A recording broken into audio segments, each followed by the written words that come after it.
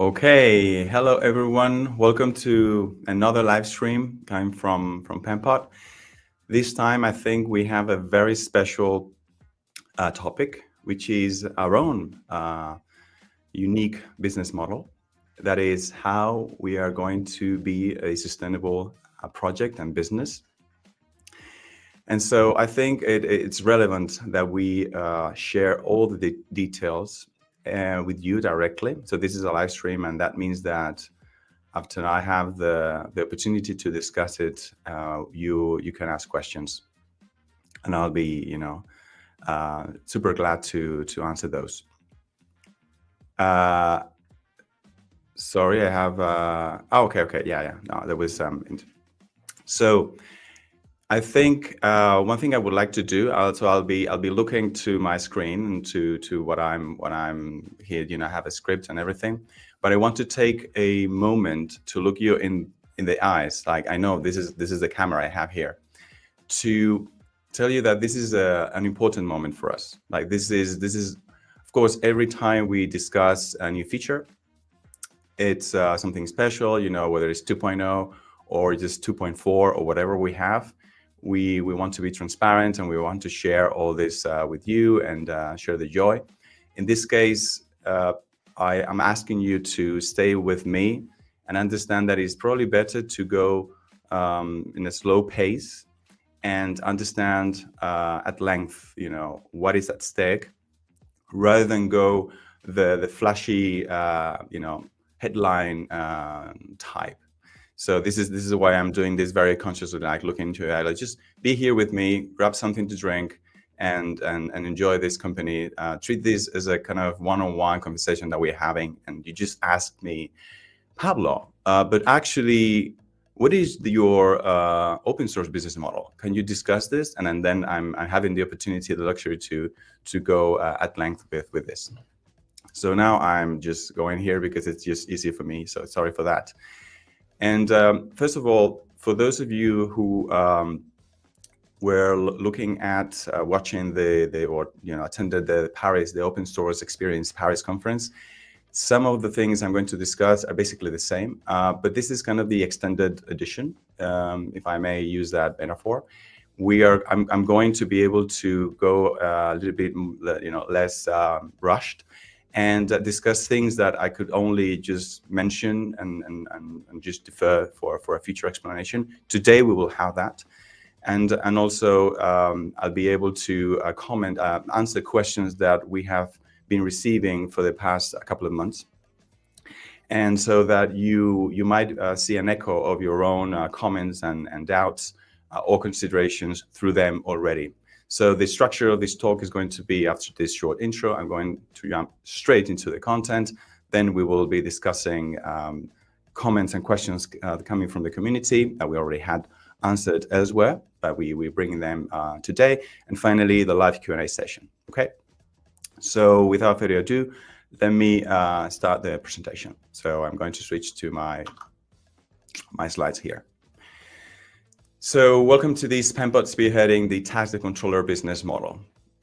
You are going to learn some stuff around business models today that I hope are useful for you, no matter if you're interested, in Penpot or not.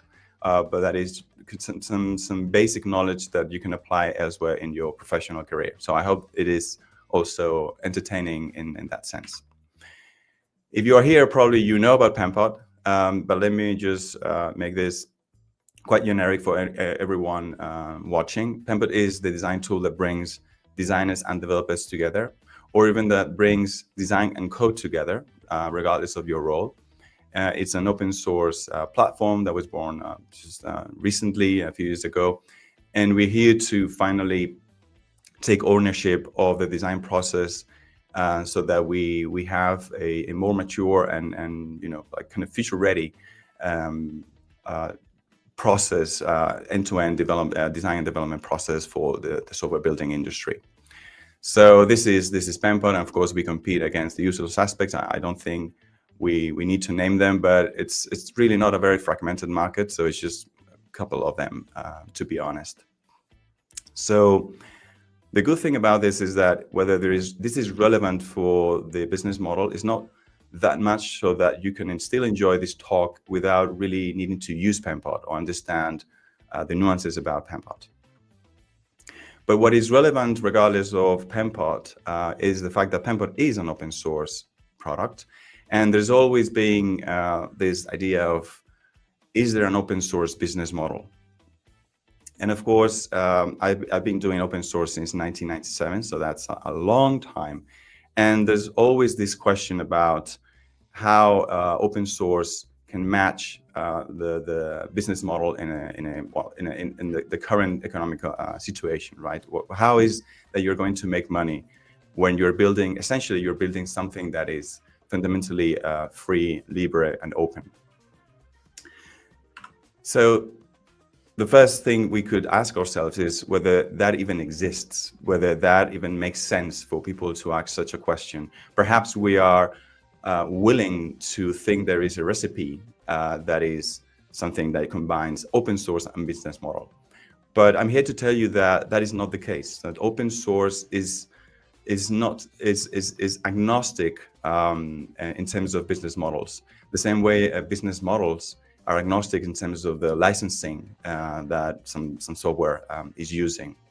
In general terms, of course, there are some friendliness between open source and some business models, and the other way around. Proprietary software products can thrive perhaps if they've leaned towards particular business models. But something as unique as open source business model is a misnomer. They belong to different categories and semantically different. And so this is always a flawed question. So the question for us would be, what could be a reasonable business model for a company that is building Penpot, being Penpot an open source product? This is different. And of course, let's face it, who could share a definition of a business model? Not a type of business model, but what a business model really means. And there are many definitions out there, but I want to share with you the one that I think is easier to discuss and to understand in a more generic way, which is business model is a way to capture value from the value you are creating for others, okay?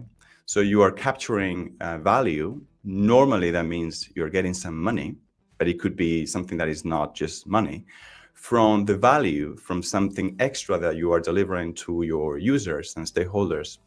And that is, there is, let's say, a reasonable exchange between how much value you are creating for your users and clients and how much value you are capturing, okay? So a business model can be defined in terms of value capturing and value creation.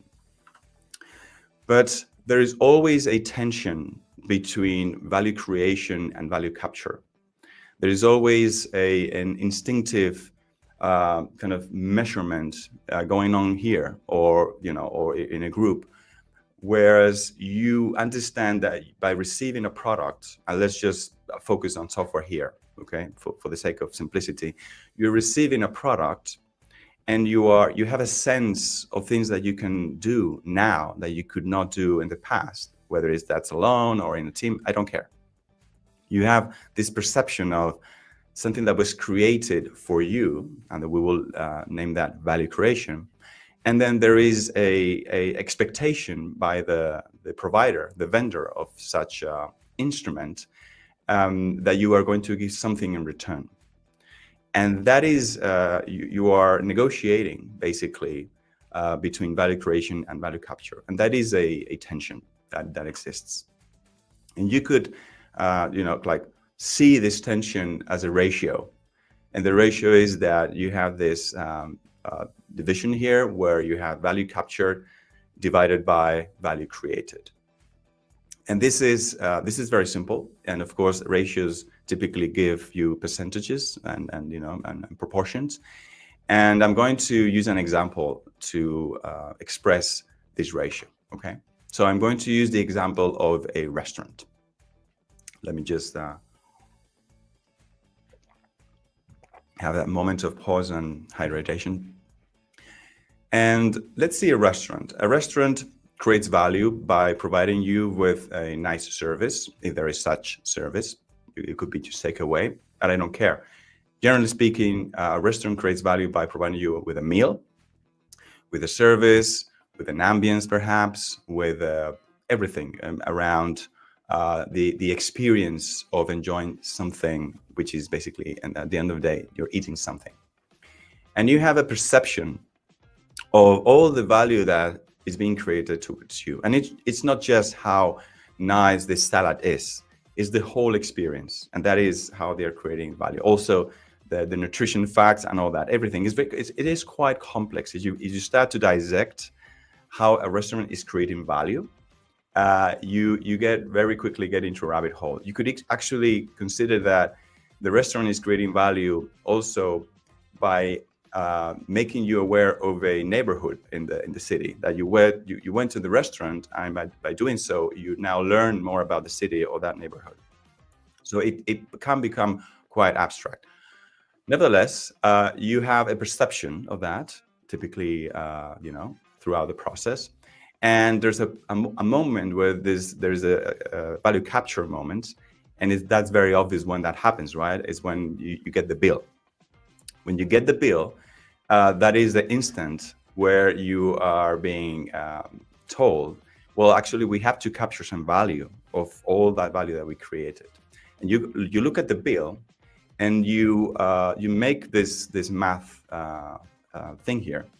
And if the ratio doesn't feel fair to you, you feel perhaps bad about the whole experience.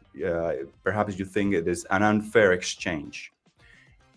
I'm pretty sure that the value created was much bigger than the value captured, but still you want that to be greater than the bill. You don't want the bill to have everything that was created for you and have a basically one-to-one exchange, right?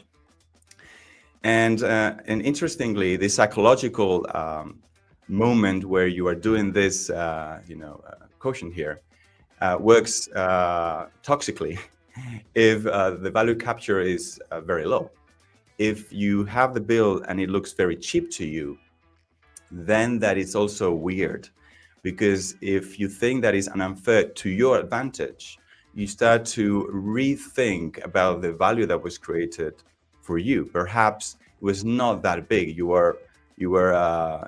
have this negative impact on your experience, post-experience, because it looks so cheap. So this is a nice example also in terms of tension with any software or business.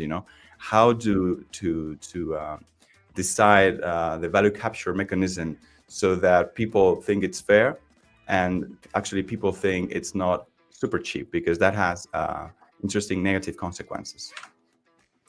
Now, software has a bigger tension. A restaurant already has a nice tension there. The software has a bigger tension because it's even harder to measure value creation. It is something fluid in itself, software, but also it's enabling you to do things. And you should be basically writing down everything you've been able to do with that software in conjunction perhaps with other pieces of software, ideally also isolating what belongs and that can be attributed and credited to that piece of software throughout, who knows, a few years, to decide per month, statistically, this software is creating a value that can be equated to, I don't know, $1,000 per month, or 100, or 0, okay? It is so difficult to measure value creation. And software has some issues then deciding about value capturing. So proprietary software has decided that in general, the ratio here between value capture and value created is going to be roughly 10%. And when I say 10%, again, think abstract, in an abstract way. Nobody is doing actually the math. It's impossible, because for one person, it could be exactly 10% if everyone did their homework and all the math and were able to translate everything into numbers. For some, it could be 5%, and for some people, it could be life-changing. Like, okay, no, this is just 1% or even 0%. Like, sorry, 0%. Like, it's perfect. The value capture for me is negligible. Okay, and some people might think, oh, this is very expensive for my use case. I feel like it's 50% for me. But in general, on average, proprietary software is happy with 10% on average, again, across the whole user base.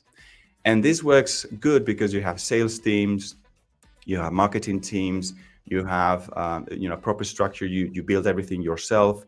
You don't rely on existing software. So you need to have that kind of percentage, 10%, to make everything work. It's good in terms of psychological terms, and it's also good at scale, which of course is being this is something welcomed by digital.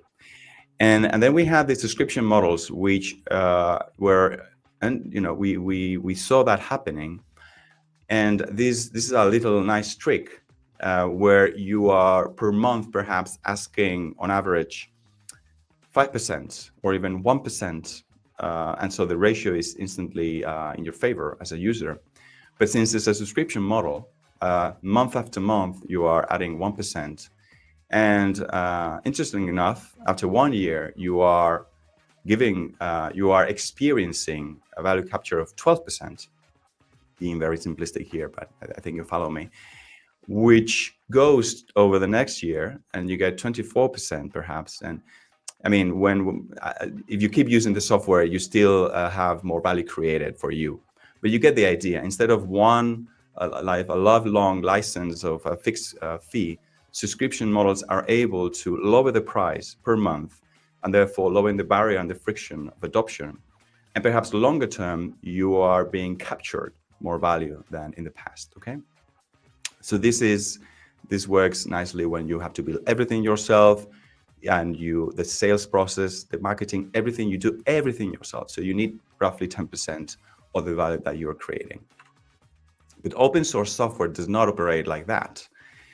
Open source software typically captures a very tiny fraction of all the value that we are creating. And when I say captures, I mean commercial open source software. If you go to whatever non-commercial open source software, there's no company behind or even no foundation, this would be 0.0, like nothing, no value capture. Or perhaps value capture could be thought as contributions from the community, blah, blah, blah, but still probably very close to this 0.1%. Again, we benefit from digital operating at scale, and from the bottom-up adoption, we get much more adoption globally. And the trick here works in our favor by adding more value created and still honor that same ratio. I'll explain how this works.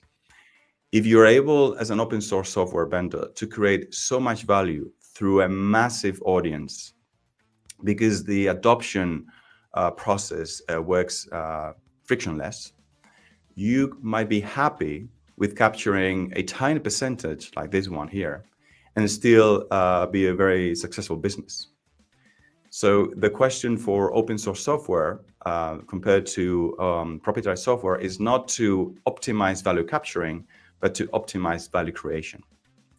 So even if it looks like it's worse because you have this 0.1% compared to 10%, it all depends.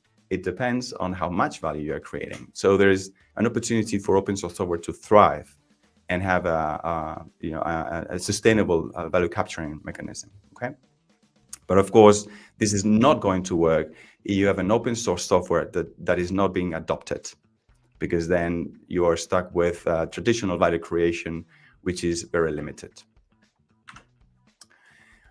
And here is the question: when we discuss value creation and value capturing, we also have this idea of added value services. And these are things that do not come with a product per se, but are offered by typically the vendor, but it could be also offered by partnerships. And those can have a different ratio and a different way of identifying value creation and value capture.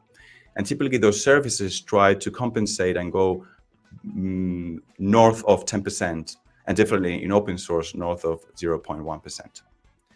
So product and services can be combined to have both ratios, and summing one or the other might have they might compensate each other and bring you up to speed in terms of sustainability. So if you are aware of product capturing value and services capturing value, you could picture this kind of magical quadrant approach. And I can give you some examples for proprietary software.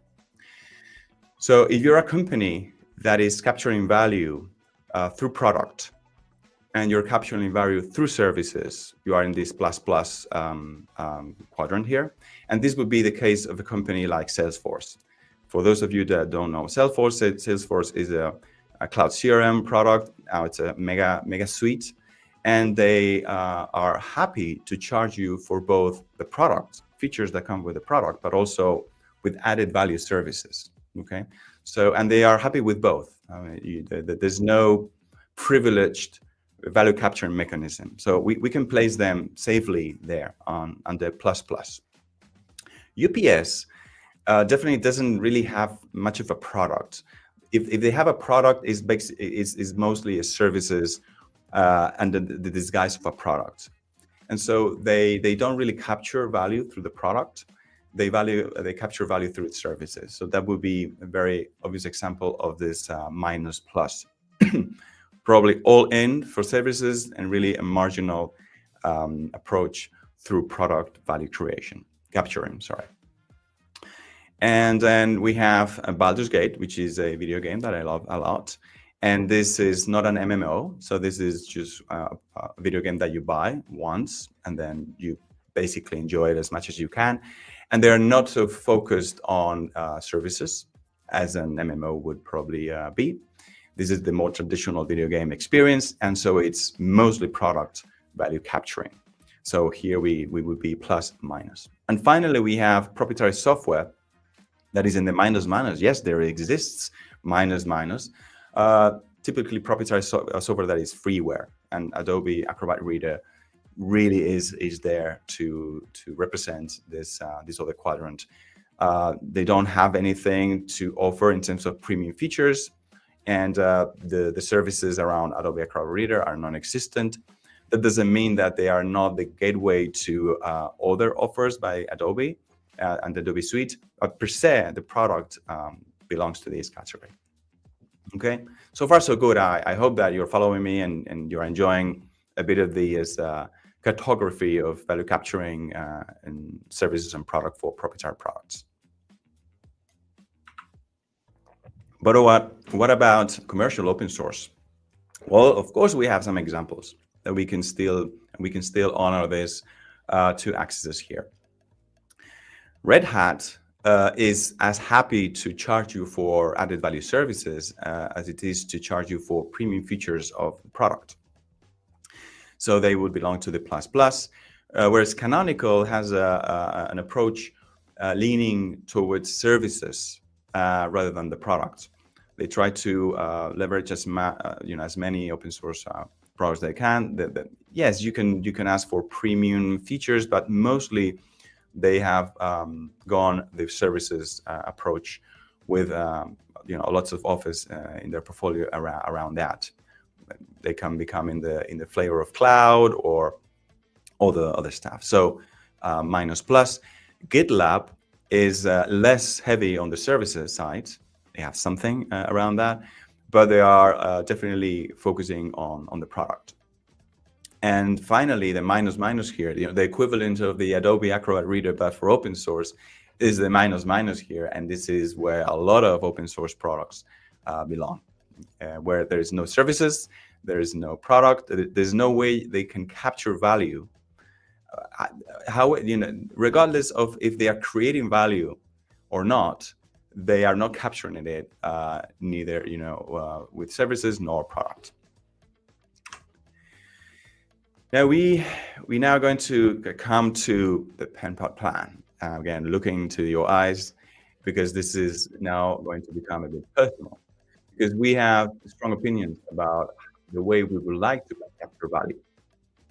There are many ways you could do. You go to the magical quadrant, and you would like to pick one. Perhaps you are a fan or another company, and you just want to mimic them. There are many ways. But this is not the case. These are our two main drivers. We want our most feature complete offer to be fully open source. And we don't want our value capture strategy to be dependent on services. Finally, we have some services, but honestly, we are more product oriented for the value creation and the value capture. So again, we want our most feature complete offer to be fully open source. The best experience, the most advanced Penpot product has to be open source. And we don't want to then rely to compensate the apparent inability to capture value from products. We say, and yet we are not going to capture value through services. Wow, that's a dilemma, right? So it's like, okay, good luck with that, Penpot. Apparently you have said no to capturing value from the product and capturing value from the services. So what is left to you?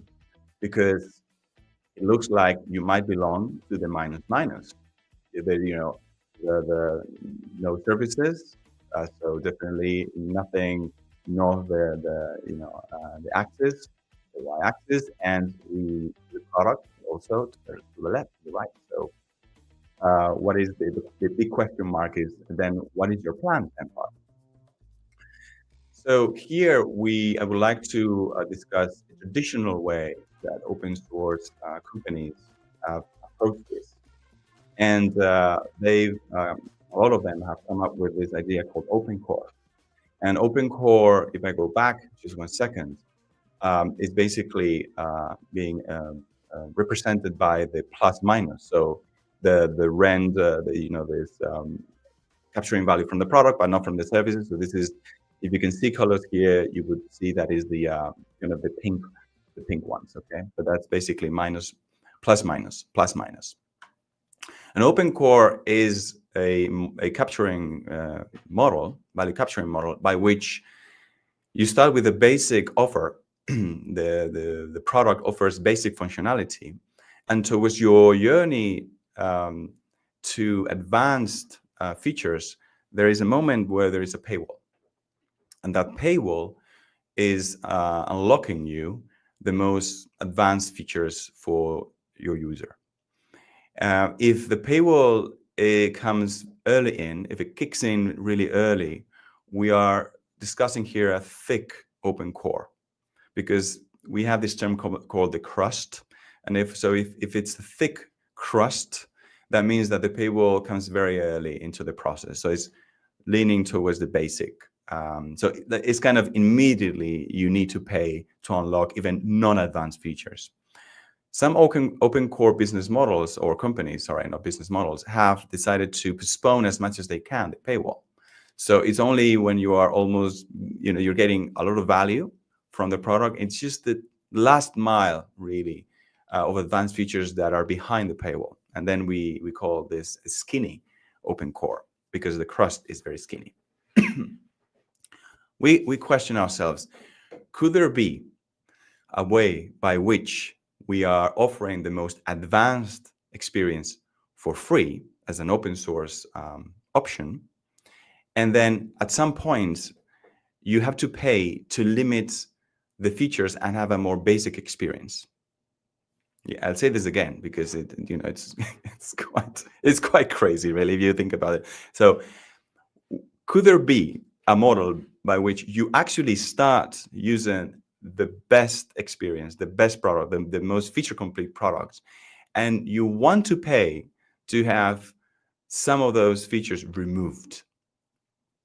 So if we're using these terms, it looks quite confusing and anticlimactic, and it's really weird to express this in this way. But there's another way we can express this. What if instead of the advanced features we discussed, the freedom of use, the freedom of users and teams to enjoy Penpot the way they want? The Penpot offers, a collection of capabilities, and the best experience is the one that gives you the most freedom. With freedom comes responsibility, of course, and that is part of the game. But like by default, the laissez-faire experience, the most advanced experience, is actually the one that allows you to take all the decisions yourself. You have to know what you're doing, but that's fine. And then you would pay to remove part of that freedom. You would pay to start controlling some of the decisions that are left to the users or the teams. Not all of them, of course. I mean, this is not a way by which we are saying, okay, the moment you want to limit some from freedom because it's convenient for you, then you have to pay. Not at all. We will see some examples in a minute. But this is like the general framework I want to set. Is not really going from advanced to basic, but from freedom to control. Because some people might consider that a controlled environment is actually an advanced experience. And we are not here to judge. We might have our own personal opinions. I would rather not pay and have my freedom respected. But some other people say, actually, you know what? I would like to pay and impose some of those control processes. We'll go with examples. And so this is why we call this model that is going kind of reverse mode, the other way, tax the controller. Because the way we are capturing value here is asking for money to the team or the organization, whoever wants to control the default freedom experience for every user. And by every user, I mean the junior user, the intermediate user, and the advanced user, and also the advanced teams and the intermediate teams and the beginner teams. Everyone, whether you are a designer, a developer, stakeholder, whoever, the user with a capital U. So this is why we call tax the controller. And I'm aware of the fact, again, looking into that this is not a great commercial name. Tax the controller sounds really like, okay, what's going on here? But it's a code name that serves our purposes to describe this, and then we'll find a nice name for this, and you will express it in other terms. But for now, it's great. We have this live stream. I can discuss this, and you are not seeing that I'm trying to say something and then have a dissonance with the label. I think this is the perfect label for what I just described.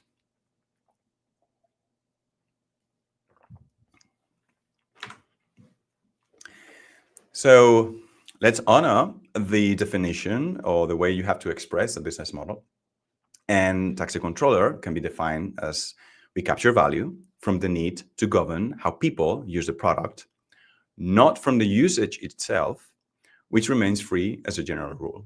And when I say as a general rule, it's like a general rule, that is what we want, remain free. So we capture value from the need to govern other people's usage of Penpot. So yeah, sorry, I was thinking we were getting into another section, but no, still. By the way, perhaps you can see it in the way I'm discussing this. This is so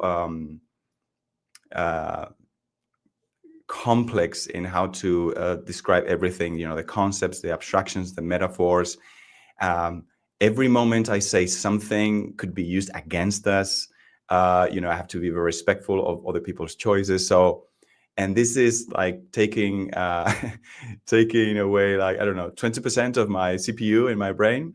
So, but I think I'm fine. I think I'm fine. So I hope you are enjoying also this process with me.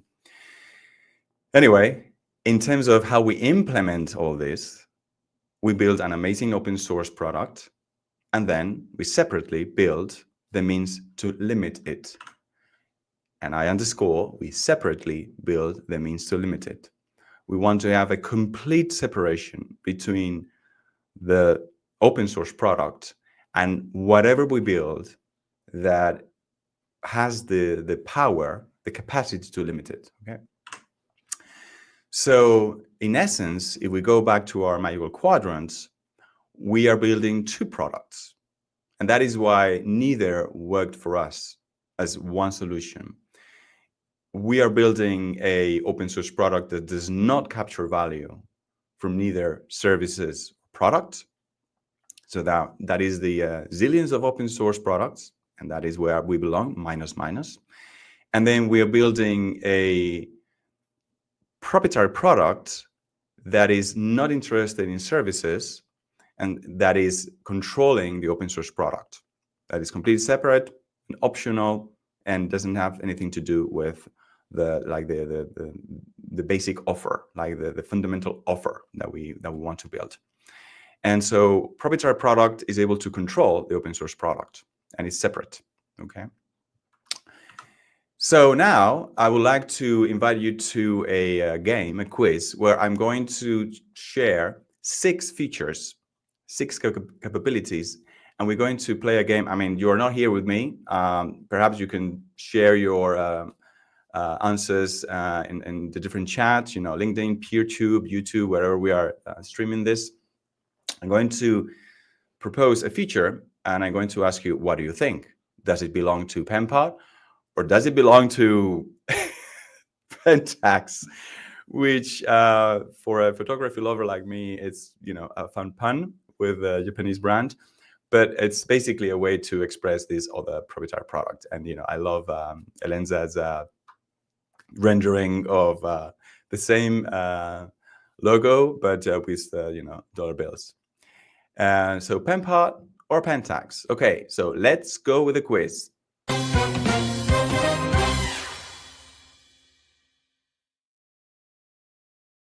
So we have the first one is unlimited teams, unlimited users, and unlimited projects. What do you think? Does this belong to Penpot or does this belong to Pentax? Okay, yeah, clicking in, answers coming in. Of course, this belongs to Penpot. Unlimited teams, unlimited users, and unlimited project by no means is a way to control how many people can join your team or restrictions of files or projects. Your creativity is not limited in any way, controlled in any way, governed in any way. You do what you want with whom you want. So there's no limitation whatsoever. And that, of course, is very, very Penpot. So this is Penpot.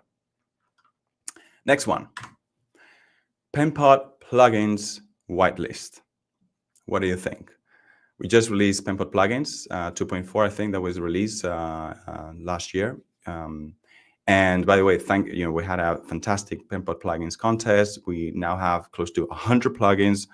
I suggest that you go into the Penpot Hub and see all the plugins. It's just amazing. And we, of course, gave away a lot of prizes. But here we're discussing Penpot plugins whitelist. Whitelist means you are able to decide which plugins your users can install. And yeah, I think this is a very easy one. This would belong to Pentax because effectively you are deciding which plugins are okay or are not okay for your users. Users do not have the ability to decide by themselves. They have to accept an order from somewhere, and for whatever reason, it could be security, it could be preferences, it could be better workflows, whatever. You cannot install a plugin outside the whitelist. So if you cannot do something that Penpot gives you by default, and you have the freedom to do so, that belongs to Pentax. Next one, advanced options to share Penpot projects and Penpot libraries across teams. So all these options to say who gets what, how you can actually get into the interactive prototype and leave comments, and who decides, deciding who gets to see what when you're sharing libraries across teams, or prototypes. Okay. So of course this is Penpot. This is not Pentax, because you are given the freedom to the user to make the choice of exactly how they want to share their own work and how they want to expose libraries of design components and design systems across teams. You are giving them the freedom to do so. So that would belong to Penpot.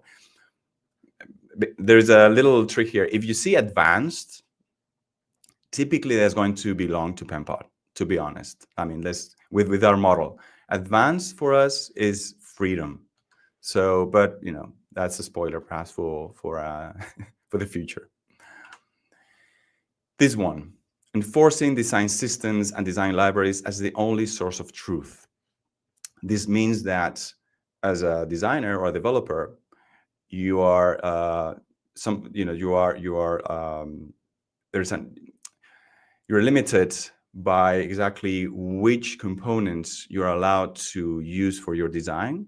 You cannot create any other design system yourself, or design components, or nothing at all. You basically understand that the only source of truth for your design comes from some of the decision. And of course, you can already understand that this is typically pentax, because there's a decision somewhere that is limiting your ability to make perhaps informed decisions, but you are not allowed to make those decisions. So you're left with a limited amount of choices here.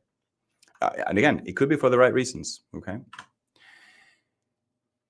Another one, access to design, code, and spec capabilities for developers.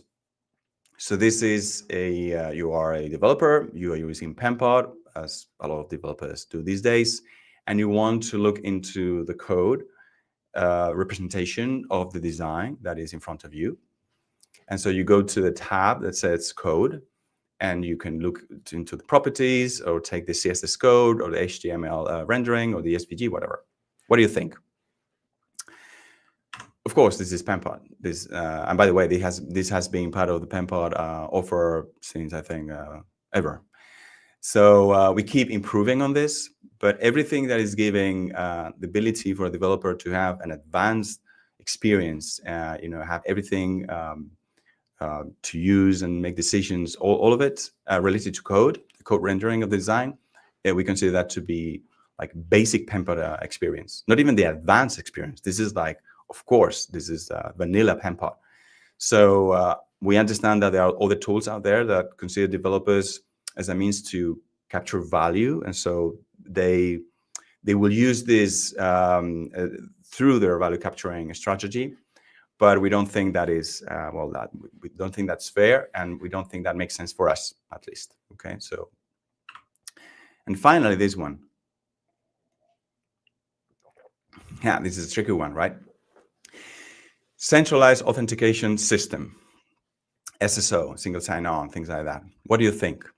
Well, this could actually go both ways, but formally, this would be pentax, because you are telling a user whether they can access the tool based on if they belong to a group, and they cannot access the tool if they not go through a fairly controlled environment. Now, this is tricky because some people think that this is a security measure, and this would be like a commodity for everything. So we could be pentax or Penpot here. It's opinionated here. So, but like formally, if you think about freedom and control, then this technically belongs to pentax. Perhaps what it belongs to Penpot is a basic SSO, because then you have the security that comes with that, and that is advanced and freedom, and that's fine. And any more sophisticated ways to enforce SSO might belong to pentax. I think I like to think that way. Okay. Now, this is fine, and I hope you enjoy the quiz. I don't know, I hope everyone got it right. But this is very tiring. You as a product team, if you're faced every single time with, okay, is this feature Penpot or pentax? Yeah, these 6 examples might be easy, but it becomes complicated very soon. So we wanted to have a more general framework that could inform that process almost instinctively. Okay. So for a moment, again, stay with me, and we're going to zoom out a bit. We're going to leave the realm of taxi controller, and we're going to get into a world of intentionality.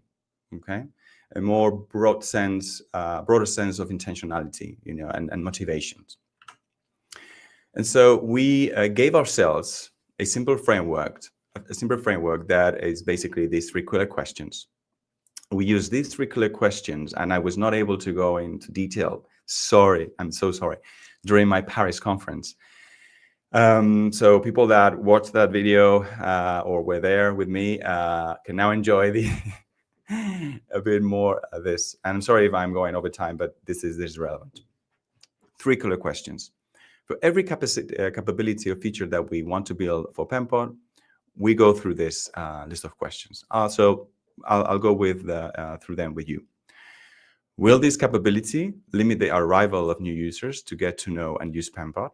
In other ways, will this capability be a barrier for junior and perhaps inexperienced users to get to know and enjoy Penpot?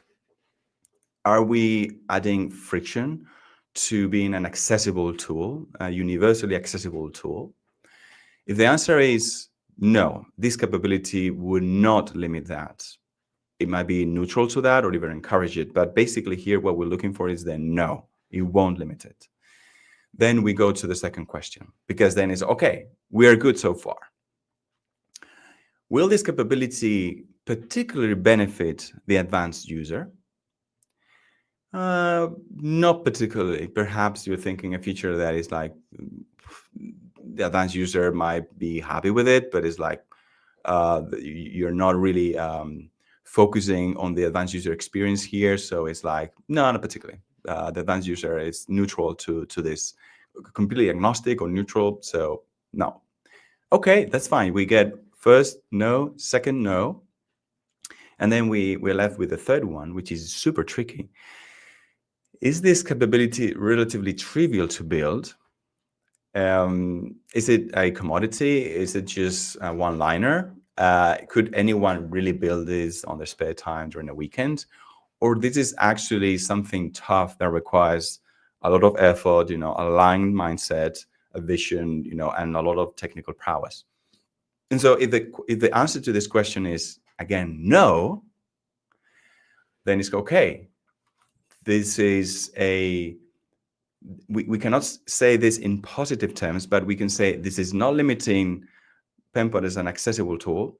This is not making the advanced user frustrated with a feature that is, might not be available for them. And definitely this is not a feature that is easy to build. So we might build it ourselves. We don't want to leave this to the community.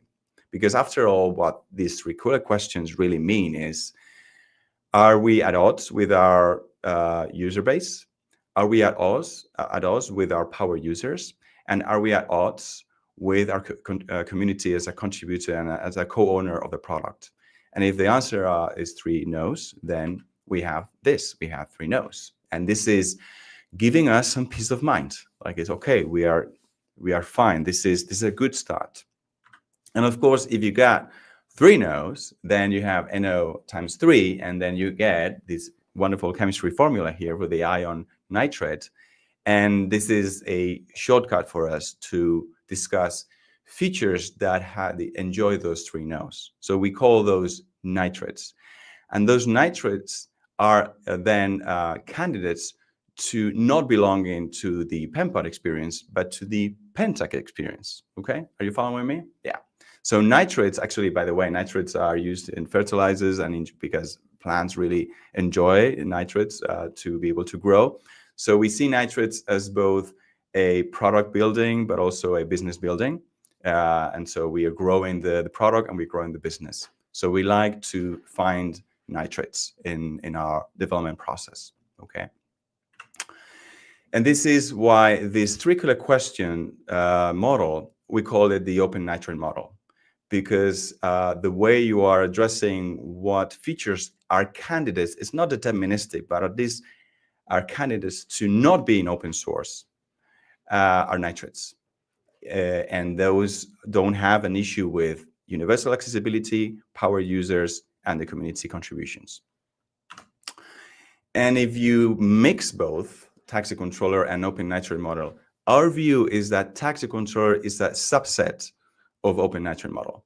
That is how I would say it. And if you go further and try to compare this with the existing open core model, you see that there is an overlap. Of course, there's an overlap. This is not a black and white, or we don't like false dichotomies at Penpot, and we were not going to follow one of those. That is a psychological trick in a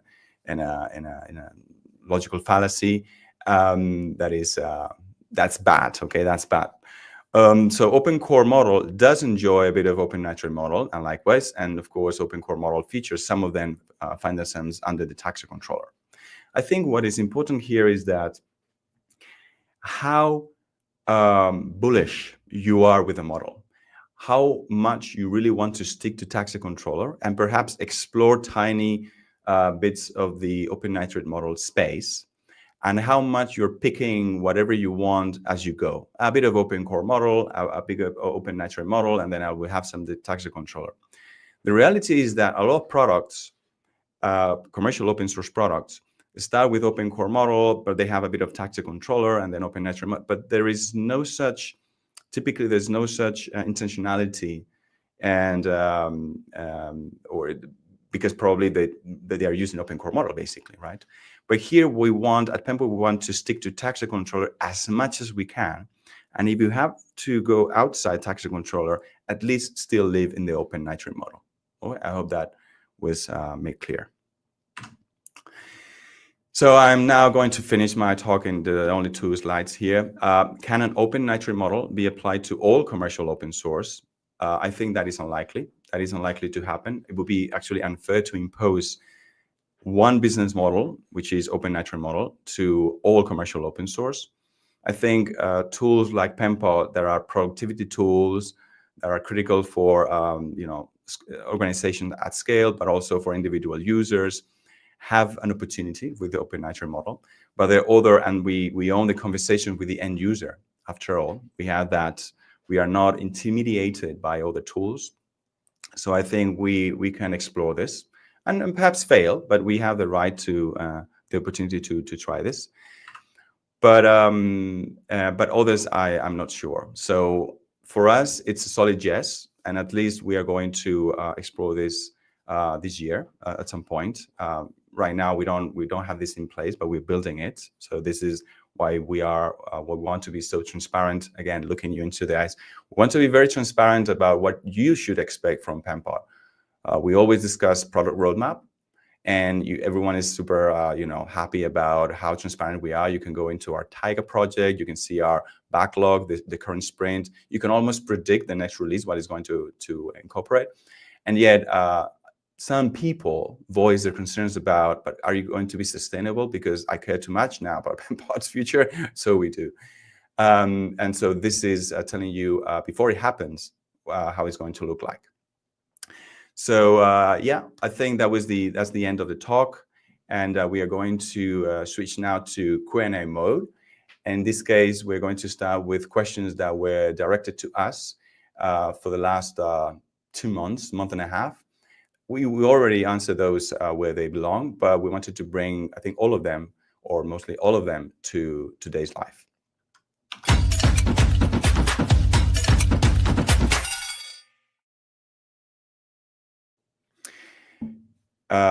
So I'm going to stop sharing my screen. Yeah. Well, just in case, I'm going to, again, share the screen. Let me first, I'm looking at the time. So let me first apologize for how long this took. But I'm sure all of them, you're watching this past the live, you will be in 1.5x, I think. That's fine. I don't feel bad about that. But I think sometimes it's important to discuss this calmly, with all the opportunity to comment all the nuances. This is very relevant to us. Again, this is why we decided to do this way. So I'm going to leave the slides just in case some of them are useful for this. And we have this one. Are the paid features also open source or proprietary? This was a question that came after the Paris talk. And generally speaking, the paid features, so Pentax, are going to be proprietary. There's a small fraction of them, but they're going to belong to a proprietary. I don't know, perhaps they are BSL, shared license, some of those interesting liminal spaces between open source and proprietary software. But generally speaking, they are not going to enjoy the Mozilla Public License 2.0 that will have, that Penpot has and will ever have. Next question. So how is different our model from open source business models that provide enterprise features based not around the product, but rather moderation thereof? This is the first part of a two-part question. The moderation of I think the difference here is that moderation is a very like kind of generic term. We want to ensure that self-moderation is Penpot. Self-moderation and self-governance always belongs to Penpot. But governance coming from an external entity that you cannot change, you cannot say no to that belongs to Pentax. And I think the difference here is how opinionated you are around what moderation means, and how open you are to things that are not about moderation, but other things that are also considered cool for advanced users. So I think we want to stick to this very narrow lane and be a specialist on that. And I think that is one of the main difference, how we understand moderation and how open we are to doing other stuff that is not moderation. And there was the second part from the same user. WordPress offers you to pay them to host your instance. So perhaps I was referring to hosting mostly, as I'm not quite sure about the rationale of restricting an open source product per se. Yeah, I mean, WordPress is a great example of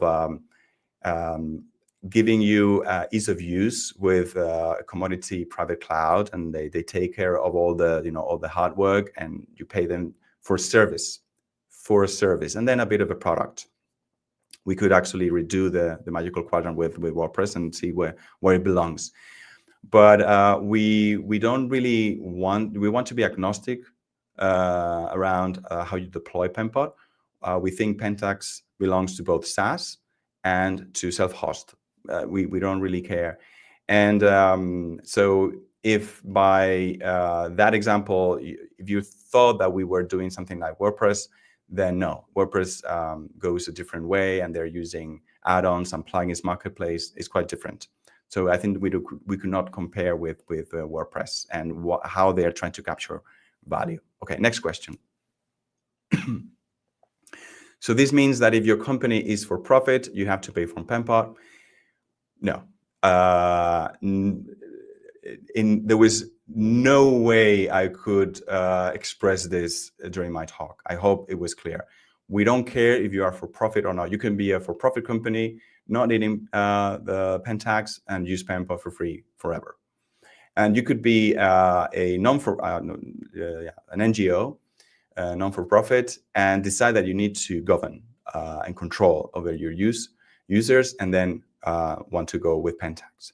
It is true, though, that we are very aware of the fact that NGOs, open source projects, educational institutions require some help. So very well, we will be giving away like massive discounts, okay? But I think here what I want to stress is that if you're a for-profit company, you might very well happy with Penpot and not be bothered with Pentax at all. There's no correlation between you making money and you needing to give us money. Our value capturing system does not look at your profitability status at all. Next question. I feel you're taking a shortcut and trying to sell the idea to the corporate clients before it becomes the go-to tool for designers and developers, and they start to demand its use in corporate environment. This is great. This is a very smart and eloquent question. Alexei is projecting perhaps some intentionality in what we are trying to do. We don't really care about corporate clients in that sense. We want first and foremost the community to understand what we are trying to build here, okay? But it's interesting to share with all of you that corporate clients do typically want to know if they are going to have to pay at some point. So to express this and have conversations with them about this is good for the business, for the upcoming business. So this is no shortcut. This is just necessary to stay fair and honest and transparent to both the community and the clients. When people say corporate clients, they're already like kind of adding a bit of bias there. But if you think about this, if you can contribute with code, if you can contribute with content, if you can contribute with community, meetups, things, that's fine. But if you cannot contribute with any of those, and you can contribute with money, you can help the product. So those corporate clients might actually be able to help sustain the product in a way that others cannot. So I will welcome those corporate clients for what they represent for the global ecosystem, right? Next question. Why don't offer services upgrades to designers and developers or get a percentage cut from add-ons marketplace? We don't like that idea. We don't want services upgrades to designers and developers, or at least if we think about that, like tactically now that we have not put in place this model, it has to be something quite simple and nice little perks. Has to be very cheap, things like that. But it would not the team doesn't really want to focus on the end user and the services upgrades, or even teams or organizations about services upgrades. We don't want to go services route. And the second part of the question was, the plugins, the add-ons marketplace. We are not saying no to a future marketplace. And then the business model here would be defined in terms of you are capturing value out of a transaction fee because you are generating an economy, and then you have the right to have a cut from the economy that you're creating, because other people are also making a profit. But it is not a priority right now. We want to explore tax controller to the fullest before we are even considering marketplace. And if you see us discussing marketplace add-ons and place, it will be solely to make sure that we are rewarding the creators. I don't think we will immediately want a cut from it. So it is not incompatible with our business model, but I don't think it's a priority right now. But do expect news about the marketplace, because it is a way to extend the value that Penpot creates, and perhaps other people will capture value through that extended value creation. Next question. Have you thought about adding some pay what you want plan for Penpot to allow individuals donate a few bucks a month? Yes, I think we will be releasing that. We don't want to rely on donations or pay what you want. That makes the whole thing very unpredictable, and it's also not. I don't think it's very fair to ask. I mean, it could be made fair, but basically we thought about that. We thought about everything, or almost everything. And this one is a nice, warm support that we can get from the community. And so we will be asking for that for the time being, but we don't want to depend on this. We want that money to count for sure, but we don't want to depend on that like more than 10% of the whole business model. Next question. Will some features that are currently open source become closed source and paid? The NGO I work for could not afford this. The answer is, of course, not. Everything that starts as open source will remain open source forever. And perhaps some things that start as this separate Pentax product, we might move that into the open source. That way, I can see that happening after several years, several months, depending on the feature. But the other way around, like just the open source product, suddenly we just take bits of it that are very successful paywall enabler things, and we move it to Pentax. Not at all. We have a strong ethics about that, and I think that would create such a chasm even within the team itself. We would not like to see that happen. So if it started as open source, rest assured it will remain open source. Next question. As an alternative model, I like donation model of Blender and the Godot engine very much.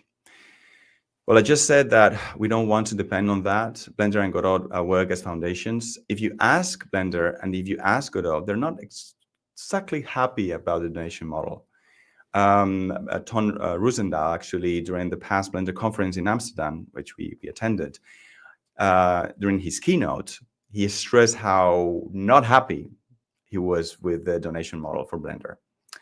He and Francesco Cidi and a CEO, etc., they're trying to find ways for that model to work. And if you ask the Godot team, like Emilio Coppola and other people, they will also tell you that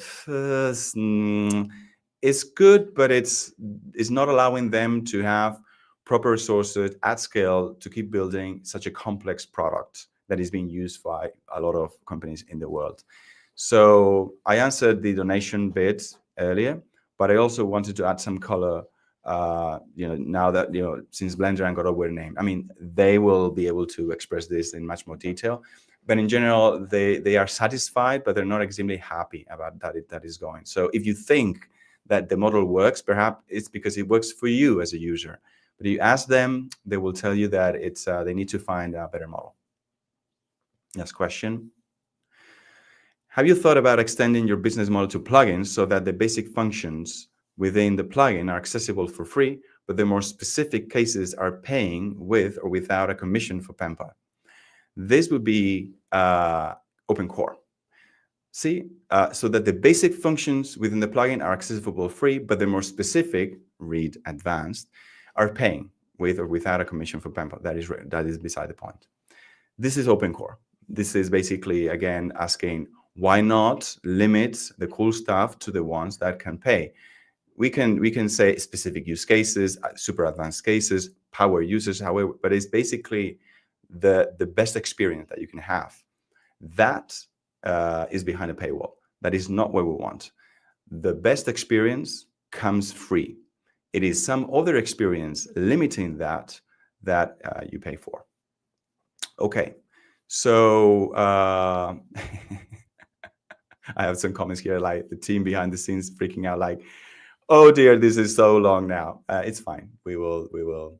So this is the end. I don't know if there's any questions. I hope there are some questions from the audience. I'll take some, and then we will wrap up.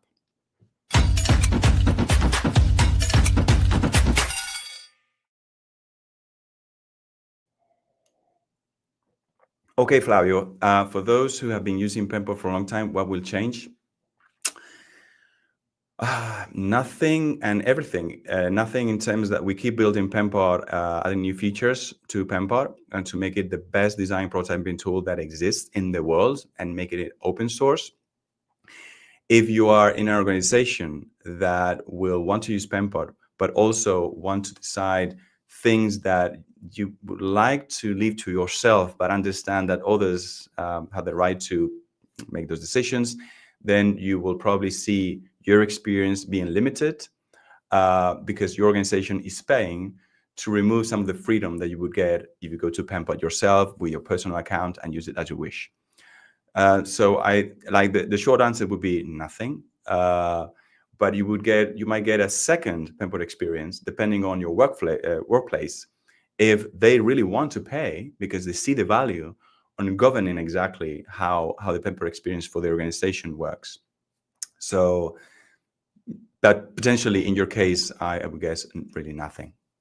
Just keep enjoying the new releases as they can.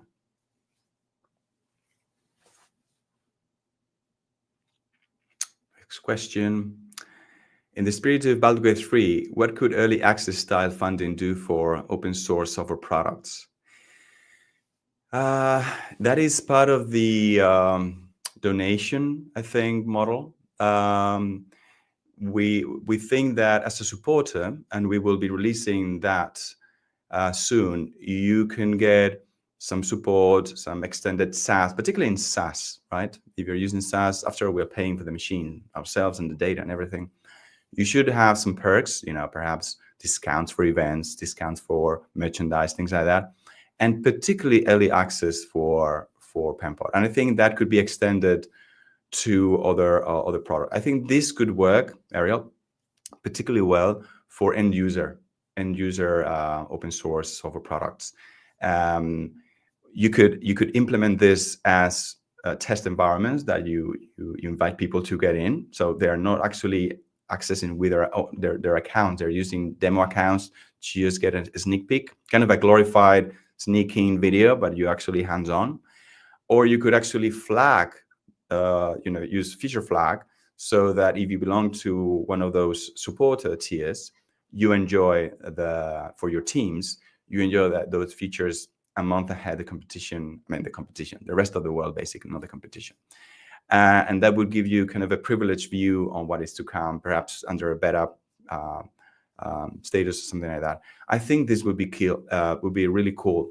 It is unlikely to serve all open source software products, But products like ourselves that are very visual, shiny, and user facing, I think it is actually a nice way, particularly with SaaS. But it could also work with self-host too. That's a great idea, and you will see that implemented very soon in our support here. Will two-factor authentication, not SSO, be a paid feature? No, I don't think so, because two-factor authentication I think it does belong to the security realm. So my personal take would be that should be part of the best experience with Penpot. Optional two-factor authentication, not mandatory, but I don't think that it would belong to Pentax like formally. That's my take, like here, like my reaction, because of the different nature of two-factor authentication and what it means. It's like if you said strong password management would belong as a paid feature. No, it should not, right? Okay, more question. What are our plugin developers? Is there a way to earn money through them? We hope that would be the case. This is a business model that captures value through the extended value you're creating as a plugin builder.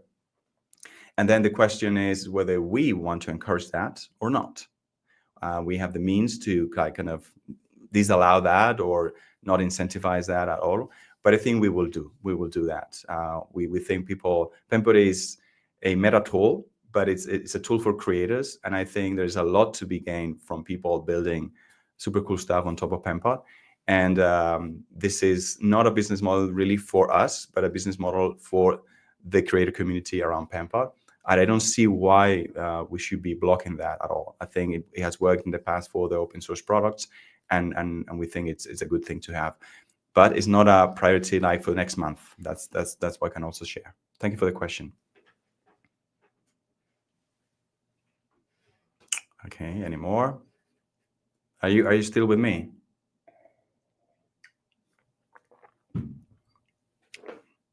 Any other question? I can picture Paula going through the list and trying to find